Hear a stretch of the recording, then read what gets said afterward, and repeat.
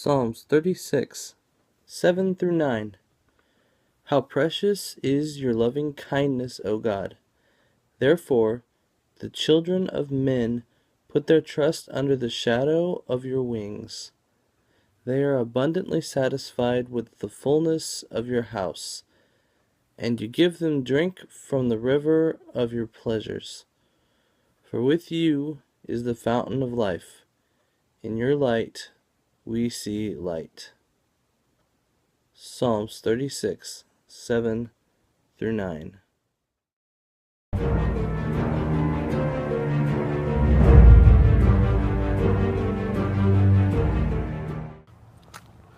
Good day, everybody. I am about to go off to get some food and tutor. I am ahead of schedule because I was getting ready for my drive down, and right after I got out of the shower, I got a call asking me to move it closer to here, which is never a problem. So I'll be going near or by. And I just went over the house because I ran out of Kleenexes, tissue. Took a while for me to get that box, but they only have one box left, and they usually want me to just take one of the ones at my parents' house. But they only had one box left, so I checked, and they were almost out with the box they had. So that's why I was walking over from the house. So I'll be leaving in a few minutes. See you later. Heyo, so I just got done tutoring at the Altamont Springs City Library. We're doing it here today. It's here today, we're doing it here tomorrow. And hopefully we'll do it here, if we're doing it next week at all, Monday and Tuesday. Wednesday is Christmas Eve, so a week from today is Christmas Eve. So that day's out, and Thursday's out because this place is closed. So hopefully that works for them, because that's what I'm going to say is no for Christmas Eve and Christmas Day. And New Year's Eve and New Year's Day also. I'll say nope. Because it just makes sense, right? Alright, gonna go home now. I'm really close, so it shouldn't take me long. And I might be going to see the Hobbit, Battle of the Five Armies, today. We'll see, but probably am. With or without people, I don't know yet, but I got a couple of maybes, so I'll have to check and see. Hey guys, I'm using the house lights. I'm off. I'm gonna go see the Hobbit, the Battle of Five Armies.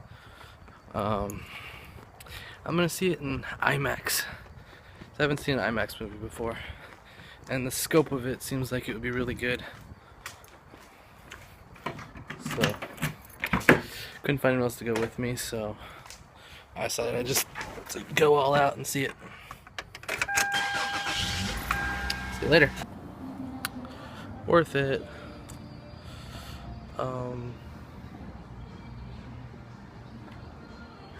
It's really good. I saw it in IMAX 3D. Where did I park? Really close. There it is. I saw it in IMAX 3D. And at first it seemed like it was a little too much. And it's really weird getting used to the, I guess, frames per second is what we're dealing with. Really clear and everything, but it seemed like they were moving in fast motion at the beginning of the movie. And I know that didn't change, but my eyes got used to it. Just like I've seen on 3D TVs and some of the newer TVs, it just looks like they're moving differently than you normally see on TV and movies. And it's just really weird. But I got to see the three big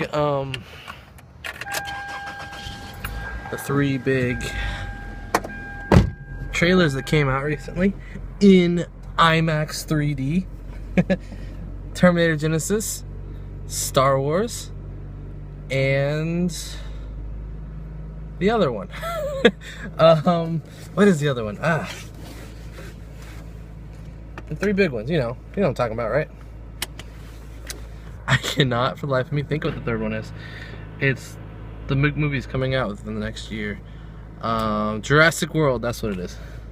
The 3 big trailers came out, and seeing them in IMAX 3D, I gotta say, especially Jurassic World, I've got to see that in IMAX 3D. Just have to.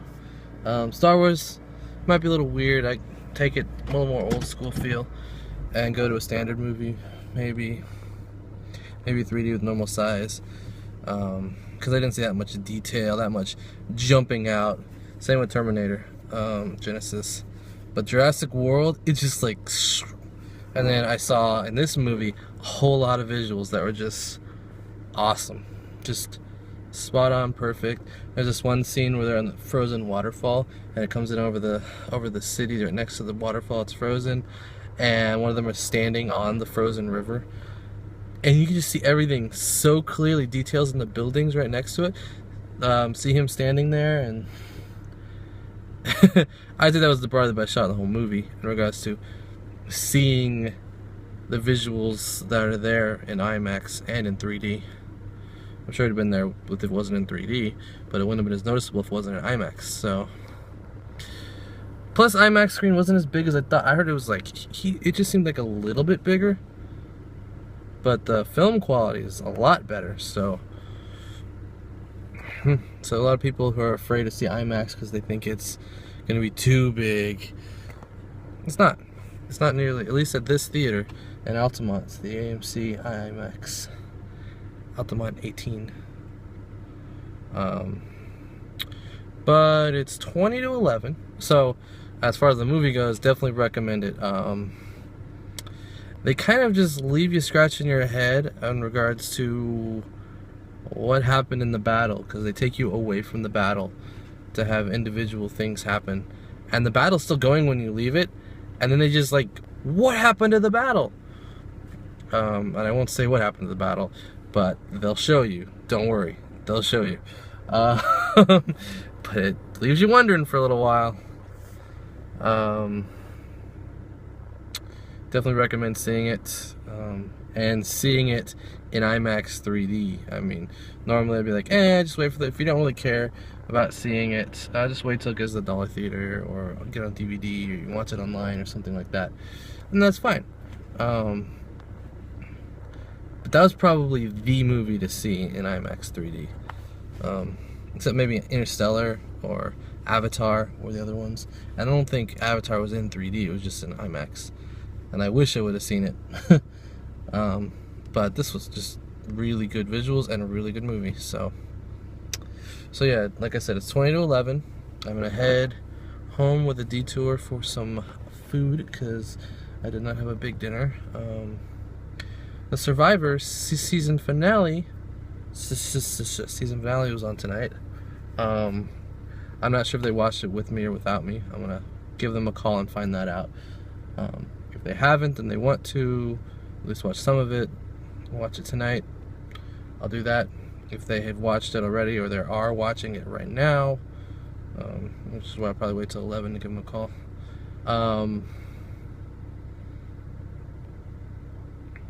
After I get some food, then I'll just go home next door and watch the third part of the miniseries I've been watching called Ascension. Which is an interesting show, but I won't get into that right now. Maybe later after I watch the third part. But yeah, that's the plan for the rest of the night. So talking 5.5 minutes, worth it.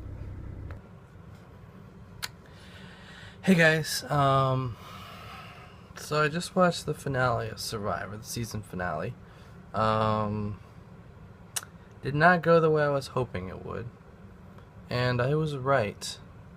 I'm gonna leave it intentionally vague because I don't want to give anything away, any spoilers or whatever. But those of you who I've actually talked with about this, which isn't very many people, will get what I'm saying here. I made a prediction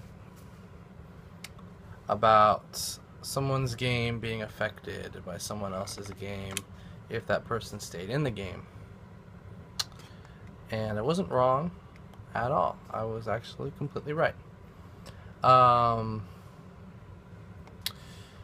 And that moment of surprise, which I would have at least enjoyed, that moment of surprise of it happening, was ruined because I was watching the show, and between commercial breaks, they went to Jeff Probst and the live audience watching, hear me say some things. And then, right as he finished talking to someone in the audience about something, he was going back to the show, or he was going straight to commercial or something, and he said something that gave away what happened next. And I would have appreciated, I wouldn't have liked it happening either way, but I would have appreciated the shock, and instead of dreading it for 10-15 minutes until it happened, and the next commercial is right after that. But it was like, if you just stay on the show and play it all the way through and not cut back to live moments where Jeff Probst knows what happens next, and he might accidentally slip up and say what happens next. I've always been afraid he was going to do that. I think he may have done that last season a little bit, but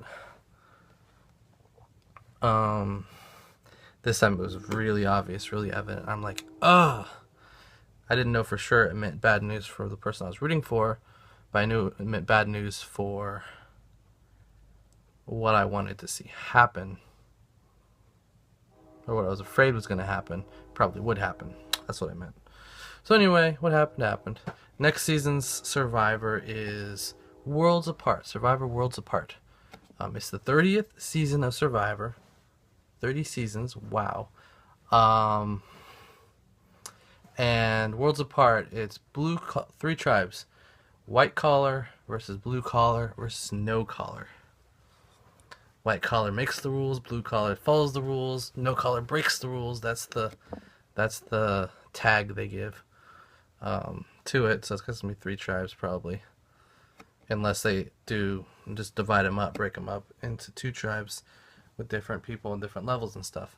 This video is getting long, and I'm talking about lots of things that are exciting today, but it is what it is. So we'll see how that goes. It's intriguing. It's not what I'm hoping. I've always been hoping, not always, but since they started making all these spins and twists, I want a pure season of Survivor.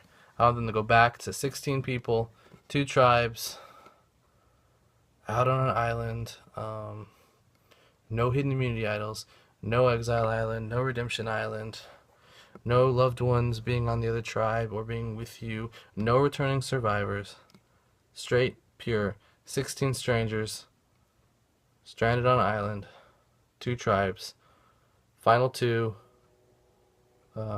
jury of 7, and merge at 10. Pure, all the way through, straight pure. No tribe shuffles or anything like that. We haven't seen a pure Survivor since Season 2. Season 1 and Season 2. Season 3 was the first twist when they shuffled the tribes.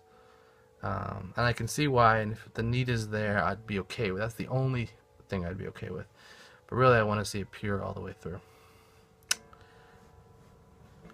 So, that's all I got to say. I'm still going to watch the season finale of the 100, or the winter finale, or whatever, and the last episode of the 3 episodes of Ascension. But this is going on long enough. It's getting late, and I want to get this thing processing because it is a long video. So, good night, and I'll see you tomorrow. Bye.